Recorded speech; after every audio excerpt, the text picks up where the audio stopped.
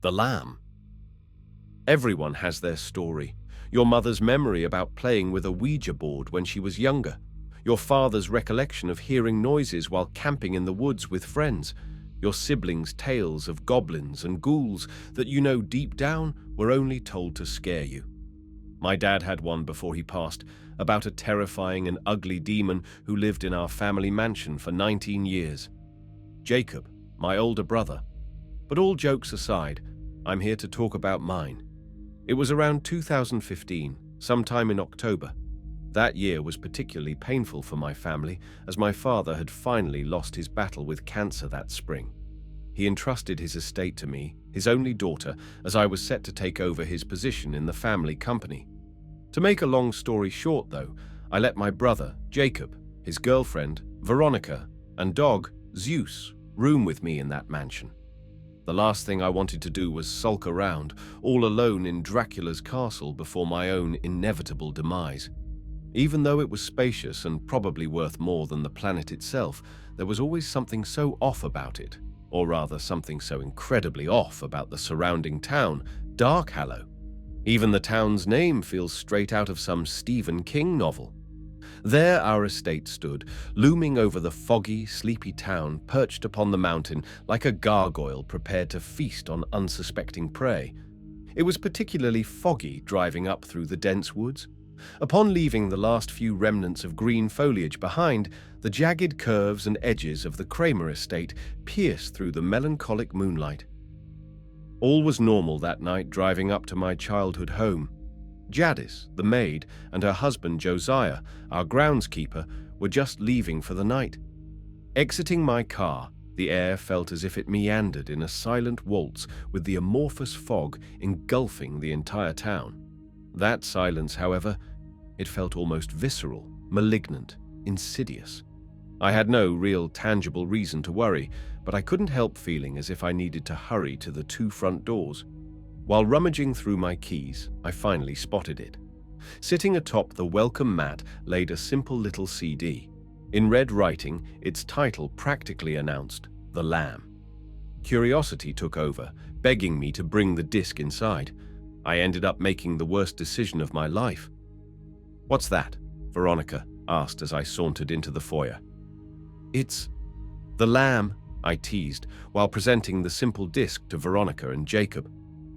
"It was in front of the door when I got home. You guys didn't see who dropped it off?" "Nah, I didn't even know someone came today." Jacob furled his brow while Veronica corroborated his testament. My eyes fixated on the strange item now in my possession. "Hey, Jake, can you go get my laptop from the kitchen?" Veronica then sat down with me in the living room. Jacob wandered in with my laptop, and I inserted the disc with haste. To be honest, I don't fully know what I expected. Maybe some awful local artist's mixtape or something. But a video was the last thing on my mind for some reason. The laptop screen lit up with the static remnants of what was obviously once a VHS tape. The crackly screen occasionally gave way to a viewable image of a nun playing an acoustic guitar to a group of children. She kept singing the song, "Tonight You Belong to Me," a slightly creepy in retrospect oldie, almost as if she was on repeat. "What kind of fuck-ass prank is this?" Jacob loudly bellowed, as Veronica and I laughed at his intrusion.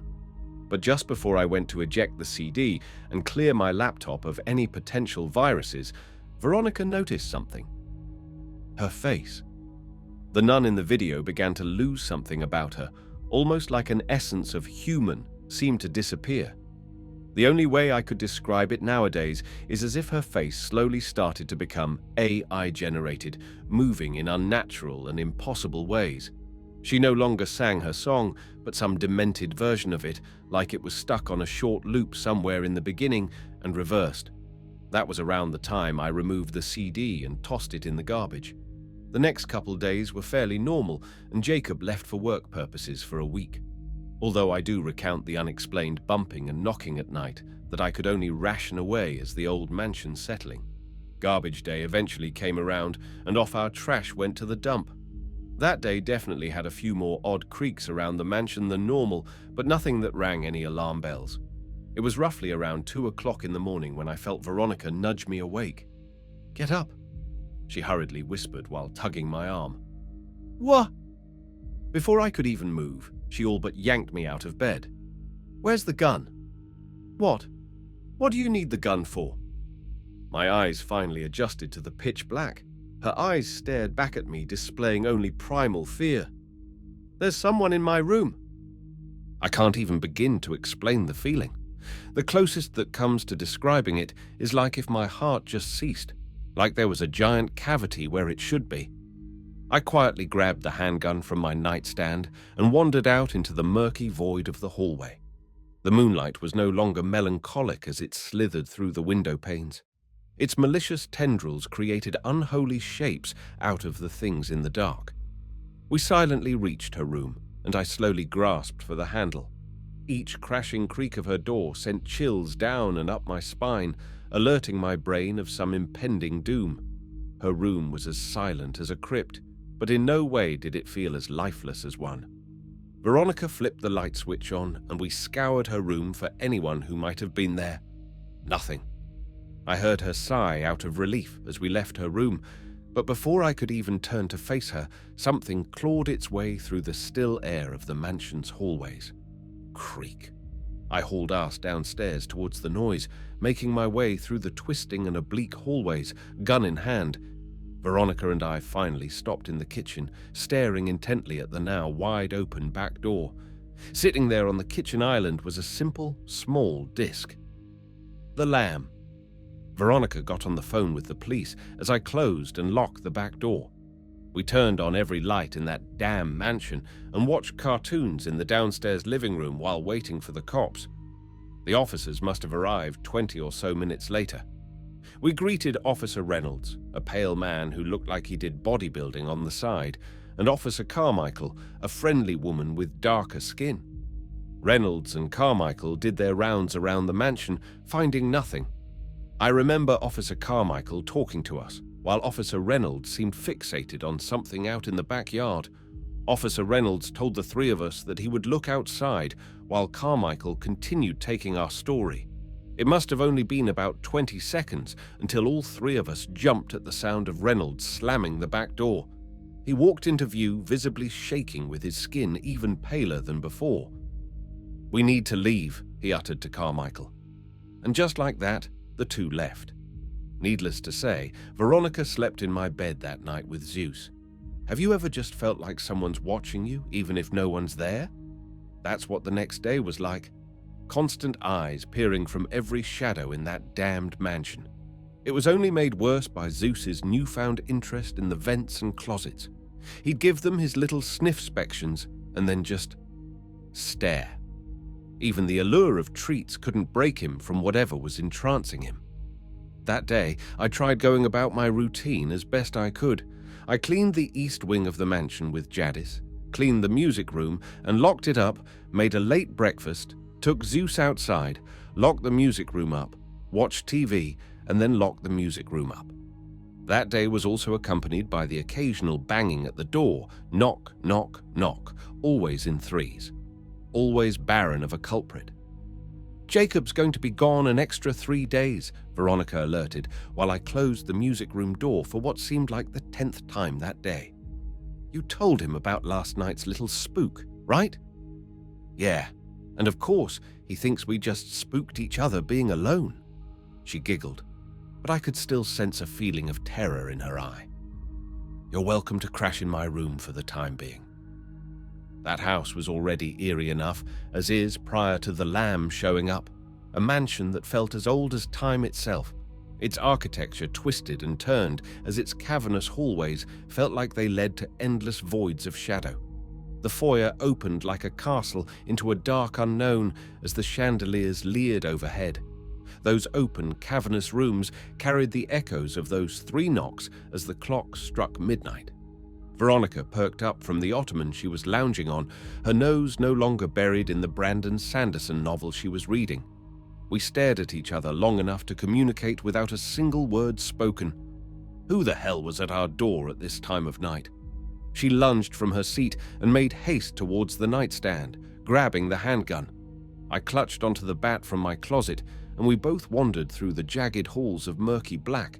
The both of us quietly crept across the carpeted landing of the grand staircase and traversed down into the foyer. The front doors loomed before us, their haunting windows gazing upon us both like prey. But the strange part is how nothing stood outside in the misty moonlight. Nothing was at our door. I should have called the cops again as a precaution, yet I felt silly for entertaining that idea with nothing being at the mansion. Veronica huffed as the shape of her white nightgown fluttered back up the staircase. I quickly followed suit. We were back within the dim marmalade light of my bedroom within a matter of seconds. Should we call a psychic? Veronica rubbed her hands together as worry plastered her freckled face. I meandered over to the vanity, bags staining the underside of my eyes. Don't tell Jacob. He's so gonna make fun of us. Knock, knock, knock. I felt the blood freeze under my skin. Veronica stared at me with a crazed panic seeping into her eyes. It wasn't at the front door this time. It was at my bedroom door. My fingers ached from the frost that now enveloped them. Zeus stood and stalked toward the bedroom door, the hair down his back sticking straight up like spines. I slowly stood from the vanity with the bat as Veronica readied the handgun. My trembling hands forcefully swung the door open as Veronica took aim out into the nothingness of the mansion's vast hallways. The hallways lingered with emptiness, but that presence from the night before persisted. I don't know fully what it was, but both of us had the feeling that that door needed to be shut, and we need not speak of what just happened. Something was playing with us, or was it taunting us? Either way, giving it the attention it sought would have only made it more active. We simply tried our best to sleep. Every howl of wind outside woke me. Chairs morphed into things in the dark corners of my room, and every snap of the house settling echoed like footsteps down the hallway just outside. The next morning, I met with Jadis and cleaned the west wing. I put my books back up on their shelves, replaced the tablecloth in the dining room, vacuumed the game room, and put my books back up on their shelves. Night eventually rolled around, and I said my goodbyes to Jadis and Josiah. The foyer fell silent as I glided my way up the carpet of the staircase and wandered down the twisting hallways. The shapes tucked away within the maroon wallpaper formed dancing little spirals leading back to my nightly safe haven. Already tucked away under the sheets was Veronica. The comfort of another person being there lent to a swift whirl of sleep. Night crept on until something stirred me from my dreams. Paws hit the floor outside my bedroom and jogged to the other end of the hall. I quietly maneuvered from under the sheets and tiptoed to my door. I questioned to myself what I was doing, but the unmistakable clinks of a dog collar emanated through the hallway. My hand moved without thought, jutting my door open. I tried my best to peer down the hallway, but couldn't make anything out in the pitch black. I looked like a total cliché as I grabbed the electric lantern from atop my dresser and slowly wandered down the hallway in my blue robe. I finally managed to reach the corner of the hallway and gazed down at the end. Pawing at Veronica and Jacob's door was Zeus. His little claws dragged on the door as if desperate to escape the darkness of the mansion's hallways. "Psst! Zeus!" I loudly whispered as my voice bounced back and forth off the hallway's mahogany walls. Zeus then lunged his head back to look at me from the moonlight. Something was extremely off about that movement, almost as if Zeus didn't know his own strength, breaking his neck to look for me. His eyes shone through the piercing moonlight, just staring at me. He finally stood up and turned his body around to face me. That's when I noticed what looked like foam spewing from his mouth in the shadows. "Zeus? Come here," I worriedly whispered at him.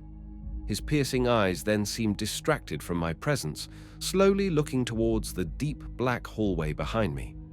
That's when I heard the pitter-patter of paws and clinking of a dog collar saunter up behind me as Zeus and Veronica emerged from the hallway.